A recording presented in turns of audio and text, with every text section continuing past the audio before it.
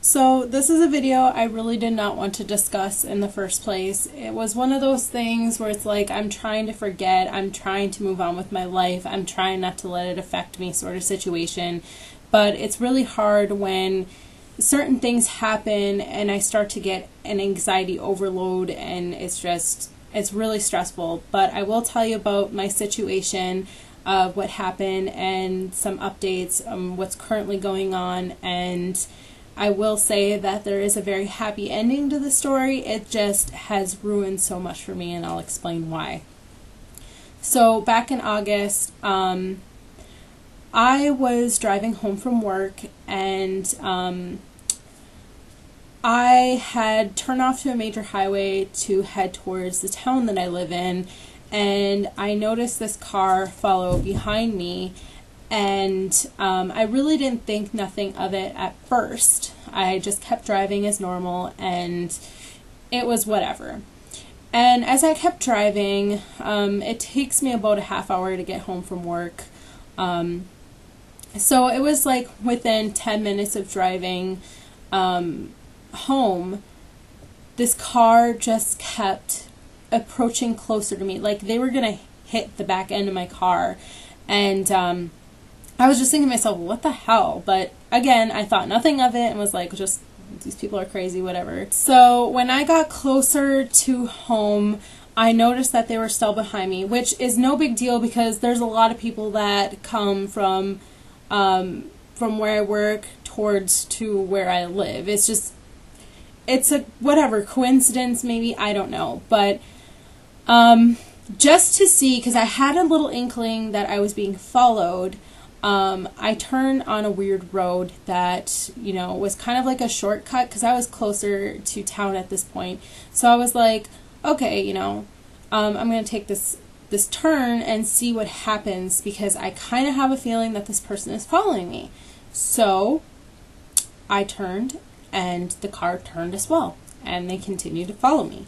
And I was just thinking to myself, I'm like, what in the hell? Like, okay, so I just kept driving. So I was in town now at this point, and every turn I took, they took, until finally we hit an intersection, which I would turn that would lead me to the road that would eventually get me to my house. So normally not a lot of people would follow that way, so I was like, okay, if this is really somebody following me, then I'll know by this point. So I turned on through that intersection and onto my street, and this person kept following me. So at this point, I was like, what in the fuck? Are these people seriously still following me?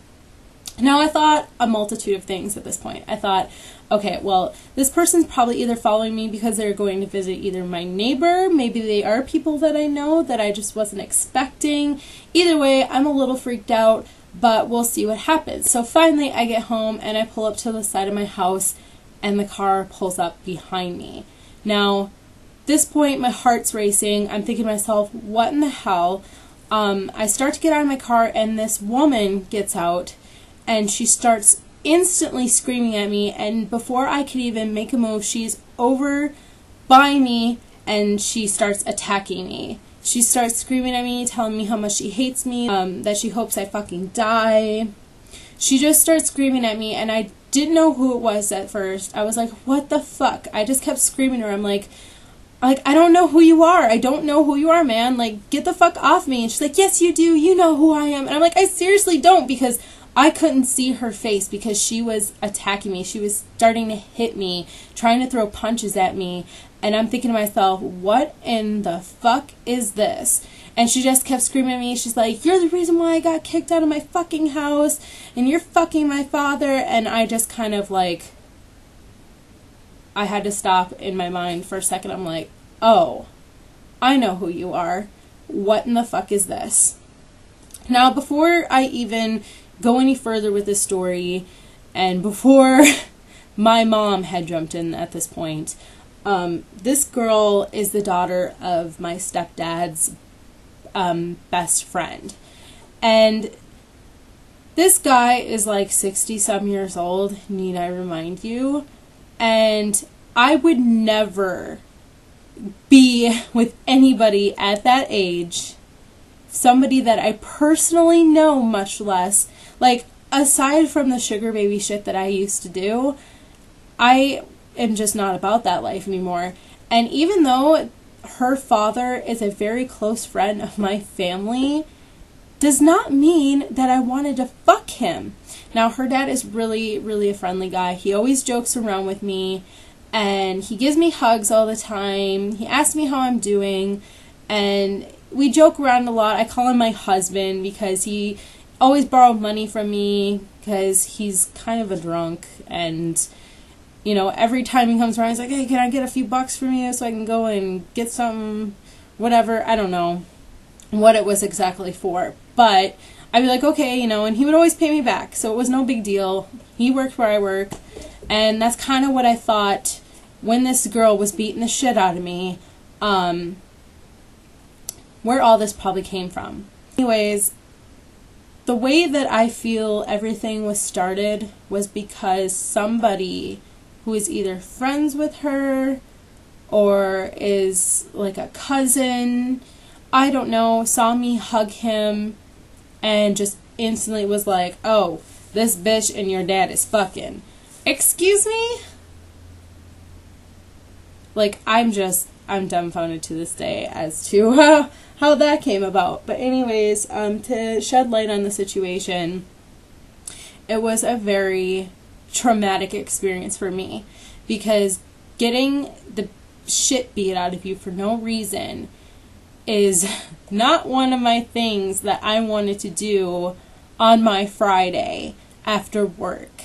I had planned to come home, grab my shit, go to my boyfriend's, and enjoy my 2 days off that I would have. Not come home, much less being followed home, and get the shit beat out of me. But that's what happened. So I was very fortunate that my mom happened to be home. She works where I work, and she wasn't feeling good that day, so she had just stayed home. But had she not been home, God only knows what the fuck would have happened to me. I probably would have been more hurt than I was, and I just honestly can't say what would have came about the situation. But I will say that my mom did a really awesome job of defending me and getting this girl off me. Like, it was a fucking fist fight. Like, it was bad. And if my mom had not have been there, I would probably have been in the ER, because she was out for fucking blood. And one of the things that I'm extremely thankful for is the fact that she was not carrying any weapons. And this girl is a fucking drunk, need I remind you as well. Like, she is doing nothing with her life. She is one of those people that just should not drink, needs to clean up her life and do something with her life. And I'm not the type of person that tells people what they should do with their lives, but honestly, if you have to go about out of your way just to beat somebody up for no fucking reason at all, especially for something that's so far-fetched that I can't even sit there and even tell you about it. It's just, that's when you need to get some fucking help. I don't personally know her. Like, on a personal level, I do not know her. She has been to my house maybe a couple times with her dad, and she's always taken off on him, and we've always had to get her dad right home because she would fucking abandon him. So I never went out of my way to make friends with her. I was always very nice to her, but I just don't know her on a personal level. I know of her, I know what she's like, and that's just about it. But she is mean. She's awful. And if my mom not had been there to help assess the situation, like I said, I don't know what would have happened. It could have been way more severe than it was. So I'm thankful for that every single day of my life now. So I had to contact the police. I pressed charges against her because that's not okay. It is not okay to follow somebody home. It is not okay to beat the shit out of somebody you don't know. And for some far-fetched reason. It is not okay to do these things. And I will say that I was very disappointed with my local law enforcement.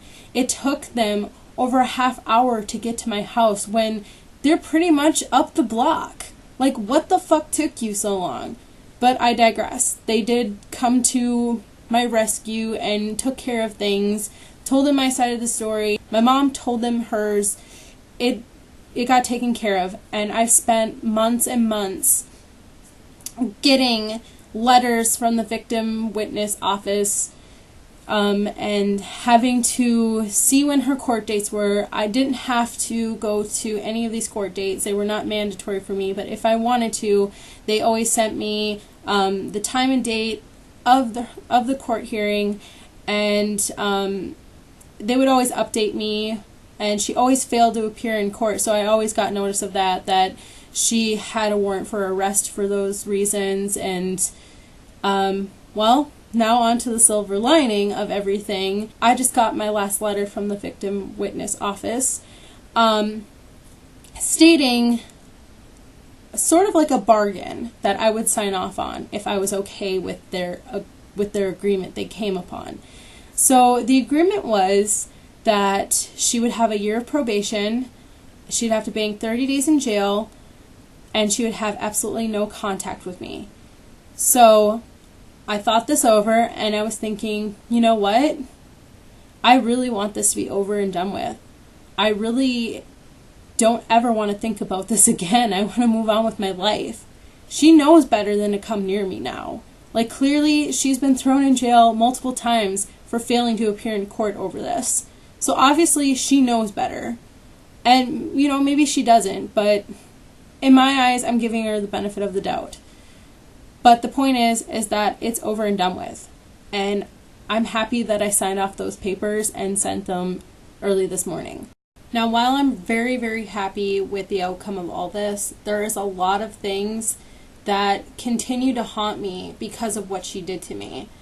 I have a really hard time going out and running errands because I always feel like somebody's watching me. Like, somebody she either knows that's like looking out for me, or like any random car that falls behind me for too long gets my heart accelerated and my anxiety into overload. It's not okay to do these things to people because this is the type of shit that happens after the fact. It's really hard to deal with, and it has caused me so much emotional damage, and it has compromised my security on a level that I cannot even explain. And anybody that has ever been through a situation like this will understand. And as I've stated, I'm very, very excited that this is over and done with now. And I no longer have to look over my back, even though some days I still will. But I know that I have really good support, and that if this does happen again, there's going to be severe consequences for her. I have PTSD because of this. And while it has taken me a lot of time and energy to really get through it, I will never get over that. I will never fully get over the emotional stress that it caused me. And I want nothing out of it except to have my security back. And that's really all I have to say about it. So I hope you guys understand why maybe in the past 6 months you haven't heard from me much was because of this. It's really hard for me to put into words exactly how much this has damaged me. But I'm glad that I could get this out. I didn't want to say anything until a final outcome came about. I didn't want to have to tell this story, but because there was such a really good silver lining, I wanted to share. And because I really care about all of you people that do follow me, I just want you to know that, these things do happen. Even when you think they won't ever happen to you, it's just, you don't know until it does. So just be aware of everything. Just be cautious and be kind, for fuck's sake. Don't do this shit to people because it won't end well at all. And if you've ever been through this experience, I am there for you. It hurts and it's really hard. But at the end of the day, life goes on, and I'm happy to say that my life will go on.